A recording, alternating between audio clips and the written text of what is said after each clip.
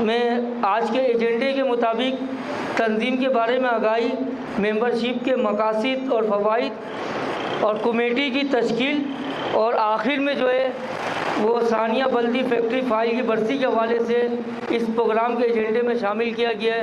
میں ناصر صاحب سے گزارش کروں گا کہ ناصر صاحب آئیں اور جو ہے وہ اپنے خیالات کا اظہار کریں۔ اور خصوصی طور پہ یہاں اورنگی ٹاؤن میں ہمارے جو ساتھی ہیں یہاں پر، جنہوں نے یہ آفس بھی کھولا ہے، اور انہوں نے جو کہا تھا ہمیں، اور وہ مجھے یقین آ رہا ہے کہ یہ واقعی جو ہے یہاں آفس کھولنے کی ضرورت تھی، لیکن میں یہ سمجھتا ہوں کہ ابھی اس سے بھی زیادہ اور کام کرنے کی ضرورت ہے، اور اس پہ میں بعد میں بات کروں گا۔ تھوڑا اپنی فیڈریشن کے بارے میں یہ تھوڑا آپ کو بتا دوں، اور ہم کیا کام کر رہے ہیں اس کے بارے میں بتا دوں، اور جو لوگ ہمارے ساتھ جڑتے ہیں اور ممبر بنتے ہیں ہم ان کی کس طریقے سے مددگار ہو سکتے ہیں، اور وہ ہمارے کس طرح مددگار ہو سکتے ہیں، اس کے بارے میں آپ سے بات کروں گا، اور پھر موجودہ صورتحال میں ہمیں کیا کرنا ہے اور کس طرح آگے بڑھنا ہے اس کے بارے میں بات کروں گا۔ نیشنل ٹریڈ یونین فیڈریشن بنیادی طور پہ اس کی، جس کو آپ کہتے ہیں تاریخ، جو ہے یہ تقریباً 100 سال کے قریب ہے، بلکہ اس سے بھی زیادہ ہے۔ پاکستان بننے سے پہلے 1923 میں کانپور میں پورے انڈیا کے جو مزدور تھے انہوں نے اپنی تنظیم بنائی تھی، آل انڈیا ٹریڈ یونین کانگریس کے نام سے۔ جب پاکستان بنا 47 میں، تو پھر اس سے الگ ہو کے یہاں پہ ہم نے پاکستان ٹریڈ یونین فیڈریشن کے نام سے کام شروع کیا تھا، اور یہ پاکستان کی سب سے بڑی ایک وقت میں ٹریڈ یونین تھی۔ یہ اپنے منشور کے لحاظ سے وہ ایک بات یہ کہتی تھی کہ مزدور جو ہے اس کو مذہب کی بنیاد پہ اور فرقے کی بنیاد کے اوپر تقسیم نہیں کرنا چاہیے، کیونکہ فیکٹری میں مزدور جب کام کرنے جاتا ہے، مشین کے سامنے کھڑا ہوتا ہے، تو مشین اس سے نہیں پوچھتی آپ کا مذہب کیا ہے، آپ کی زبان کیا ہے، آپ کی قومیت کیا ہے۔ اسی طریقے سے فیکٹری کا مالک اگر کسی مذہب یا کسی بھی فرقے سے تعلق رکھتا ہے تو وہ ضروری نہیں ہے کہ اپنے فرقے اور اپنے مذہب سے تعلق رکھنے والے ورکر کو جو ہے وہ کوئی زیادہ مراعات دے۔ اس کے لیے ہر وہ ورکر وہ کہتا ہے کہ اس سے خون بھی اس کا نچوڑ لیا جائے۔ تو ہمارا پاکستان بننے سے پہلے بھی 1923 میں جب ٹریڈ یونین بنی تھی، ہم اس وقت بھی کہتے تھے کہ مذہب کی بنیاد کے اوپر انسانوں کو تقسیم نہ کیا جائے، اور مزدوروں کو تو بالکل نہیں کیا جائے۔ اس لیے ہمارا نعرہ یہاں کہیں لکھا ہوگا، ہم یہ کہتے ہیں دنیا بھر کے مزدوروں ایک ہو جاؤ۔ اس کی وجہ یہ ہے کہ دنیا میں کہیں پہ بھی مزدور ہے وہ سرمایہ دار کے استحصال کا شکار ہوتا ہے، وہ اپنے وقت کی حکومتیں جو ہوتی ہیں ان کے استحصال کا شکار ہوتا ہے۔ انڈیا میں اگر ورکر ہندو ہے یا مسلمان ہے، مودی جو وہاں پہ پالیسیاں لا رہا ہے وہ وہاں کے عام مزدوروں کے خلاف ہیں۔ بنگلہ دیش میں حسینہ واجد جو پالیسیاں لا رہی ہے وہاں سب بنگالی ہیں، وہ بنگالی ورکرز کے خلاف ہیں۔ پاکستان میں سارے مسلمان ہیں، لیکن یہ کہ جو پالیسیز ہیں وہ مزدور دشمن ہیں۔ اس لیے ہم 1923 سے لے کر آج تک ہم یہ کہتے آ رہے ہیں کہ جب تک مزدور ایک نہیں ہوگا، نسل، مذہب اور زبان کی بنیاد کے اوپر جو ہے وہ تقسیم رہے گا، وہ سمجھ لو کہ بغیر تنخواہ لیے ہوئے سرمایہ داروں، جاگیرداروں اور ان کی جو پارٹیاں ہیں ان کے لیے ایندھن بنتا رہے گا۔ اور اس کی سب سے بڑی مثال کراچی ہے، آپ کو معلوم ہے، یہاں پہ پیپلز پارٹی کی حکومت رہی، MQM بھی رہی، تحریک انصاف بھی ابھی رہی، سب کچھ آیا۔ یہاں سے پریزیڈنٹ بھی ابھی کراچی سے تھا، عمران خان بھی کراچی سے الیکشن جیتا، یہاں کے 22-23 ان کے MNAs بھی تھے، 34-35 MPA بھی تھے، لیکن شہر میں کوئی تبدیلی نہیں آئی۔ لیکن لوگوں کے ہر جگہ پہ آپ کو چوک جو ہے شہداء کے چوک ملیں گے، وہ سب مزدور ہیں، چاہے وہ سندھی بولنے والا ہے، پٹھان ہے، پنجابی ہے، کوئی بھی ہے، مہاجر ہے، سب کے سب جو ہے عام مزدور تھے۔ انہوں نے اپنے ہی گلے کاٹے اور دوسروں کے بھی کاٹے۔ تو ہماری پہلی پالیسی یہ ہے، اور اس پالیسی میں ہم یہ کہنا چاہتے ہیں کہ پھر ہم پاکستان ٹریڈ یونین فیڈریشن کے نام سے کام کرتے آئے ہیں، لیکن 1997 میں 1997 میں ہم نے نیشنل ٹریڈ یونین فیڈریشن کے طور پہ کام شروع کیا۔ فیڈریشن جو ہوتی ہے یہ فیکٹری کی بہت ساری یونینیں مل کے بناتی ہیں، اور مختلف صوبوں میں جو یونینیں بنی ہوتی ہیں، رجسٹرڈ یونین ہوتی ہیں، وہ مل کے ایک فیڈریشن بناتی ہیں فیڈرل لیول پہ، پورے ملک کے لیول پہ۔ تو نیشنل ٹریڈ یونین میں اس وقت کوئی 35-36 کے قریب مختلف ٹریڈ یونینز ہیں، جس کے جو پنجاب، سندھ، بلوچستان اور پشتونخوا سے ہیں، اور یہ ایک فیڈریشن ہے، اور یہ ایک رجسٹرڈ باڈی ہے، قانونی طور پہ رجسٹرڈ یہ باڈی ہے۔ رجسٹرڈ ہونے کا مطلب یہ ہوتا ہے کہ انڈسٹری میں، فیکٹری میں یا کسی بھی جگہ پہ مزدور سے کوئی ظلم ہوتا ہے، ہم قانوناً یہ ہمیں حق حاصل ہے، قانون کے تحت ہم وہاں جا کے جو مداخلت کر سکتے ہیں۔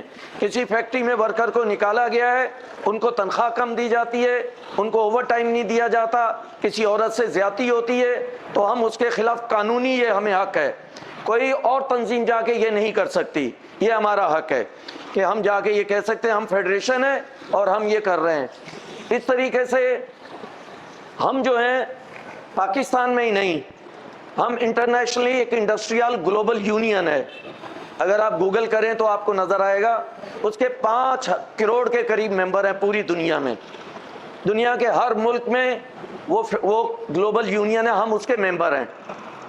اور وہ جو ہے بین الاقوامی طور پہ جو سرمایہ داروں کے بڑے بڑے برانڈز ہیں، کمپنیاں ہیں، ان سے جس طرح آپ فیکٹری میں ہم بیٹھ کے مالکان کے ساتھ اپنے مطالبات کے لیے لڑتے ہیں، وہ انٹرنیشنل لیول پہ لڑتے ہیں۔ لہٰذا اگر ہمارے کسی ممبر، ہماری کسی یونین کو کسی ایک گلی میں یا ایک جگہ پہ ان کے حق جو اس کے کام کے لحاظ سے وہ اس کے کام کے اوپر ہوگا، تو وہ فیڈریشن کا مسئلہ ہے، وہ انٹرنیشنل گلوبل فیڈریشن کا مسئلہ ہے۔ ہم اس طریقے سے ٹیکسٹائل کا جو کام ہے، زیادہ تر پاکستان میں ٹیکسٹائل، گارمنٹ اور ان سے ورکرز ہیں، اور اس سے جو منسلک جتنی جو انڈسٹریز ہیں اس کے بہت سارے ورکر ہیں۔ تو ہمیں ایک کلین کلاتھ کمپین ہے پوری دنیا میں، وہ پوری دنیا میں کمپین ہے کہ یہ جو برانڈز ہیں بڑے بڑے، جہاں جہاں سے یہ مال بنواتے ہیں، وہاں ورکرز کو جو ہے ان کے انسانوں کی طریقے سے ان کو ٹریٹ کیا جائے، ان کی اجرتیں اتنی ہو جتنی ان کی ضرورت ہے، اور ان سے بہت ساری باتیں منوا رہے ہیں۔ اس طرح ہمارا اس کے اوپر گلوبل فریم ورک ایگریمنٹس ہیں انٹرنیشنلی، اس ایگریمنٹ کے تحت جو ہے جو فیکٹریاں بڑے بڑے برانڈز کے لیے مال بناتی ہیں، ہم وہاں پہ انٹروین کر سکتے ہیں اس معاہدے کے تحت، جس کو گلوبل فریم ورک ایگریمنٹ ہے، اس کے تحت ہم بات کر سکتے ہیں اور اپنی بات منوا سکتے ہیں۔ نہیں مانی جائے گی تو ہمیں یہاں تک حق ہے کہ اس فیکٹری کے ساتھ بلکہ اس ملک میں کام بند کر دیا جائے۔ لیکن ہم کبھی بھی، سب سے پہلے جب ہم کبھی انٹرنیشنل شکایت کرتے ہیں، پہلے ہم لوکل کرتے ہیں، بات کرنے کی کوشش کرتے ہیں، لیبر کورٹ جاتے ہیں، ڈپارٹمنٹ جاتے ہیں، اگر زیادہ لوگوں کا مسئلہ ہے تو پھر انٹرنیشنلی ہم اس مسئلے کو جس برانڈ کے لیے وہ کمپنی کام کر رہی ہوتی ہے اس کے ساتھ اٹھاتے ہیں، اور ان کے خلاف وہاں پہ مظاہرے ہوتے ہیں، مختلف ان کے خلاف بیانات جاری ہوتے ہیں، جس کے نتیجے میں لیکن ہم یہ کہتے ہیں کہ پاکستان میں کام نہیں بند ہونا چاہیے، فیکٹری کو مجبور کیا جائے کہ مردے بنسبت اس کے کام بڑھ دیں۔ کام بند کر دیں گے تو پھر ہمارا مزید نقصان ہے کہ مرے ہوئے کو پھر اور مزید آپ ماریں گے۔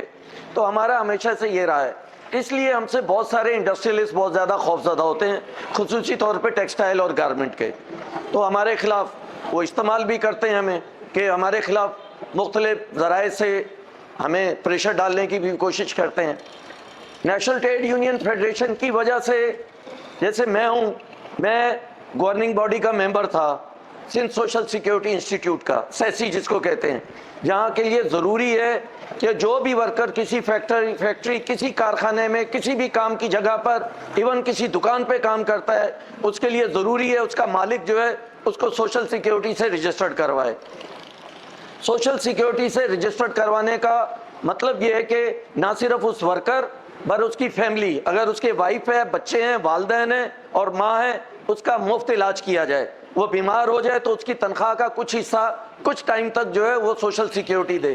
لیکن یہ 95-97% جو ہے فیکٹریاں، کارخانے یہ نہیں کرتے، ہم اس کے لیے بھی جدوجہد کرتے ہیں۔ اگر کہیں کوئی شکایت آ جائے تو ہم یہ کر سکتے ہیں۔ ابھی میں ممبر نہیں ہوں، ہماری ایک اور ساتھی ہیں زہرا، آتی ہوں گی، آپ دیکھتے ہوں گے ان کو، وہ اب ممبر ہیں۔ میں اب منیمم ویج بورڈ جو ہے جہاں پہ تنخواہیں آپ کی طے ہوتی ہیں، میں ابھی اس کے ریسنٹلی اس کی گورننگ باڈی کا ممبر بنا ہوں۔ تو ہماری 2 دن سے میٹنگ ہو رہی ہے۔ پہلے کم از کم تنخواہ جو تھی 25,000 تھی ان اسکلڈ ورکر کے لیے، اب ہماری جو بحث ہو رہی ہے ہم کہہ رہے ہیں کہ وہ 33,000 ہو، 33,750 ہو، ہم نے جو رکھا ہے मालिकान कहते हैं कि वो 32,000 हो। तो उसमें बहस हुई है और मुझे यकीन है कि 32,500 रुपये अगले 1 महीने के अंदर वो ऐलान हो जाएगा, कम अज़ कम इसका तनख्वाह। तो इसका मतलब ये है कि 25,500 और ये तकरीबन 7,500 रुपया अनस्किल्ड वर्कर की तनख्वाह बढ़ जाएगी। इसी तरीके से जो स्किल्ड वर्कर हैं उनकी जितनी तनख्वाह है उसमें 7,500 रुपया इजाफा हो जाएगा। तो इस तरह हमारी ये कोशिश है कि EOBI है, हर वर्कर को पेंशन के इदारे से रजिस्टर्ड करना ज़रूरी है। तो हमारी ये कोशिश है कि ये होगा कि 60 साल के बाद अगर मर्द और 55 साल के बाद औरत जब रिटायर हो और 15 साल उसका मालिक जो है उसकी कंट्रीब्यूशन देता हो उस इदारे को पेंशन के, तो ताहयात उसको पेंशन मिलेगी, वो तकरीबन 10,000 रुपये है। हमारी ये कोशिश है कि ये ऐलान हो कि जितनी मिनिमम वेज है रिटायर होने पे उतनी उसको जो है मिनिमम पेंशन मिले। तो ये हम कोशिश कर रहे हैं, लेकिन मसला ये है कि ये कानून की किताबों के अंदर आइन में बहुत सारे हकूक़ दिए हुए हैं, लेकिन इस मुल्क के अंदर पानी देना, रोज़गार देना, बच्चों को मुफ्त तालीम देना, मुफ्त सेहत देना, ट्रांसपोर्ट प्रोवाइड करना, ये आइनी हक है हमारा। लेकिन 70 साल से तो लोगों को नहीं मिल रहा। कानून में लिखा हुआ है कि हर बंदे को जो लेबर के हवाले से जो लॉज हैं जो मैंने बताया है, 8 घंटे से ज़्यादा काम नहीं लेना, 2 घंटे से ज़्यादा आप ओवर टाइम नहीं ले सकते, और 2 घंटे अगर ओवर टाइम लेंगे तो वो डबल आपको मिलेगा। आप किसी दिन एक्स्ट्रा बुलाते हैं तो उसको ट्रिपल ओवर टाइम देंगे और 1 दिन उनको छुट्टी देंगे। ये सारी चीज़ें हैं। सोशल सिक्योरिटी होगी, पेंशन होगी, हर साल बोनस मिलेंगे। 5% जो फैक्ट्री जितना कमाती है उसका 5% जो है तमाम वर्कर्स में तकसीम करना हर साल कानूनन ये करना है उनको। ये सारी चीज़ें, लेकिन ये ख्वाब हैं, किसी को ना मिलते हैं और ना पता भी नहीं है। बहुत सारे आपके लोग जो बैठे होंगे शायद उनको ये पता भी ना हो। ये क्यों नहीं मिलते? ये कभी आपने सोचा है कि दुनिया के वो मुल्क जिनको हम तरक्की याफ्ता कहते हैं, वहाँ जब कानून बन जाए तो वो ऑटोमेटिकली मिलना शुरू हो जाता है, किसी को कहने की ज़रूरत नहीं होती। वजह आपने कभी गौर किया? दुनिया में कोई मुल्क मुहज़्ज़िब नहीं है। मुहज़्ज़िब उस वक्त होता है जब उनको लोगों की ताकत के ऊपर खौफ आता है। जब यूरोप में भी आप देखिए, आज कल परसों, अब अगर आपने टीवी देख रहे हो, BBC अगर आप देखते हो, तो परसों स्ट्राइक होने जा रही है। रेलवे के मजदूर कर रहे हैं इंग्लैंड में अपनी तनख्वाहों में इजाफे के लिए। उससे पहले नर्सिस ने किया था, डॉक्टर्स ने किया था। फ्रांस में बहुत बड़ी वो पेंशन की उम्र कम कर रहे हैं कि लोग जल्दी रिटायर हो जाएं ताकि तनख्वाहें ना देनी पड़े, कम तनख्वाह देनी पड़े। तो उसके खिलाफ लोग निकल रहे हैं, आग लगा रहे हैं, मतलब बड़े बड़े मुजाहरे हो रहे हैं। तो यूरोप में भी, लेकिन ये कि वो कर नहीं पा रहे, हुक्मरान जो उनके हकूक छीनना चाहते हैं छीन नहीं पा रहे। वजह उसकी एक ही वजह है कि लोग मुनज़्ज़म हैं और एक हैं। वो कभी भी नस्ल और मज़हब की बुनियाद पे तफरीक नहीं होते। अपनी यूनियनों में, अपने ट्रेड यूनियन में वो मुनज़्ज़म हैं और अपने हकूक़ के लिए खड़ा होना जानते हैं। जानवर की तरह नहीं है कि अपनी जान बचाए। आप किसी जानवर पे हमला करते हो, बहुत कम ये होता है वो अपनी जान बचाएगा, दूसरा बेशक फंस जाए। ये इंसान में है। आप जा रहे हैं, रास्ते में एक्सीडेंट हो गया, लोग रुक जाते हैं, कुछ आगे बढ़ के उनको हॉस्पिटल लेके जाते हैं, कुछ खड़े होकर देखते हैं, अफसोस का इजहार करते हैं, चाह रहे होते हैं करें, नहीं कर पा रहे होते। लेकिन ये इंसान की जिबिल्लत में है, इंसान को ये सिखाया जाता है। हम सब लोग जो हैं, हम जिंदा इसलिए हैं, एक बच्चा है वो जब पैदा होता है और उसके जवान होने तक पूरी सोसाइटी उसको जो है उसकी हिफाजत करती है, उसकी निगहबानी करती है। आप एक छोटा बच्चा है इंसान का, उसको अगर आग के पास ले जाओ, आग के वो उठा लेगा, कोयले उठा लेगा जलते हुए, जहर दोगे उठा के मुंह में डाल लेगा। लेकिन अगर कुत्ते के पिल्ले को अगर ये करोगे तो एकदम वो आग के पास नहीं जाएगा। आप गौर कीजिए, आप उसके पास गंदी कोई चीज़ रखोगे, जहर रखोगे, वो सूंघ के भाग जाएगा। ये उसकी जिबिल्लत में डाल दी है। लेकिन इंसान जो है, इसको जिंदा रहने के लिए, बिल्कुल अपने पाँव पे खड़े होने के लिए बहुत बड़े सहारों की ज़रूरत होती है। تو پورا سماج جو ہے ایک دوسرے کے سہارے سے آگے بڑھتا ہے. یہ سماج جو ہے اس میں سارے لوگ مل کے محنت کرتے ہیں. آپ دیکھیں کوئی ایسا کام نہیں ہے جو لوگوں کی مشترکہ محنت سے نہ ہو. کوئی چیز آپ دیکھ لیں, کپڑے آپ دیکھ لیں کہ اس کے سارا کسان جو ہے بیج جو ہے اس کے اوپر ہل چلاتا ہے, کپاس نکلتی ہے, وہ کپاس جو جننگ فیکٹری میں جاتی ہے, وہ کپڑا بنتا ہے, وہ سلتا ہے, آپ کے پاس آتا ہے. کتنے ہاتھ ہیں اس میں. لیکن یہ جو بنانے والے ہیں, اس کی قیمت اس کے بڑھانے والے ہیں, بیج کو اس کپڑے میں تبدیل کرنے والے ہیں. 1 کلو روئی کو, اس سے اگر 1 درجن کپڑا شلوار قمیض بنتا ہے, اس کو 50,000 روپے میں تبدیل کرنے والا جو ہے, 1 کلو روئی اگر 500 روپے کی ہے, اس کو 50,000 یا لاکھ روپے میں تبدیل جو کرتا ہے, وہ محنت ہے. لیکن محنت والا کبھی بھی یہ نہیں سمجھتا کہ یہ میری طاقت ہے.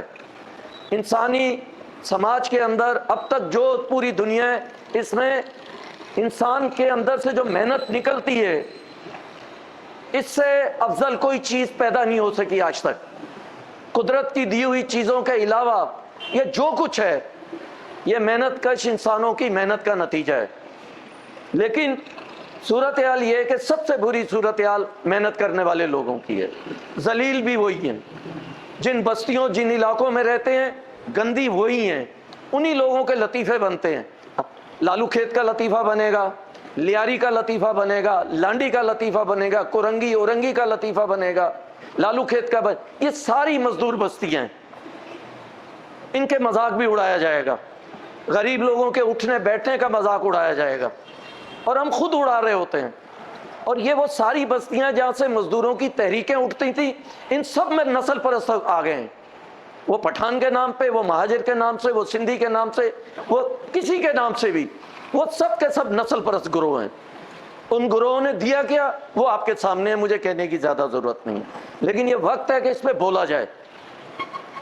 جب آپ ٹھیک بات کر رہے ہوتے ہو, آنے والے وقت کی بات کر رہے ہوتے ہو, آپ بہت اکیلے ہوتے ہو, لوگ وہ بات نہیں سنتے. یہ پیغام ہے, پیغام ہوتا ہے. ایون یہ کہ انبیاء اکرام جب آتے تھے وہ نئی بات کرتے تھے, ان کے ساتھ چند لوگ ہوتے تھے, اس کے بعد پھر لوگ ان کے ساتھ جڑتے تھے وقت کے ساتھ. تو جو بھی نئی بات کرتا ہے ان کے لیے تکلیف بھی ہے, مشکل بھی ہے, اس کو اپنی بات منوانے کے لیے جدوجہد بھی کرنی پڑتی ہے. جھوٹ بولو گے, جھوٹ پوری دنیا کا جتنی دیر میں چکر لگا کے آئے گا, جو سچ ہے ابھی جوتے ہی پہن رہا ہوگا. سچ جو ہے آپ کو پھیلانا پڑتا ہے. جھوٹ ابھی میں آپ کو جھوٹ آگے بولوں, یار ادھر جو ہے بم دھماکہ ہو گیا ہے, آپ ادھر جا کے کہو گے 2 بم دھماکے ہو گئے, میں کہوں گا 1 بندہ مرا ہے. میرے پاس جب پلٹ کے آئے گا تو پتہ چلے گا اب تک 100 بندے انہوں نے مار چکے ہوں گے. یہ اس تیزی سے پھیلتا ہے. تو سچ کے لیے آگے بڑھنا پڑتا ہے, بات کرنی پڑتی ہے. تو نیشنل ٹریڈ یونین فیڈریشن جو ہے بنیادی طور پہ یہ ساری جو باتیں کہی ہیں اس کے خلاف ایک منظم آواز ہے. ہمارا دائرہ تھوڑا محدود ہے. ہماری کوشش یہ ہے کہ آگے بڑھ کے ہم پھر مزید کچھ اور کریں.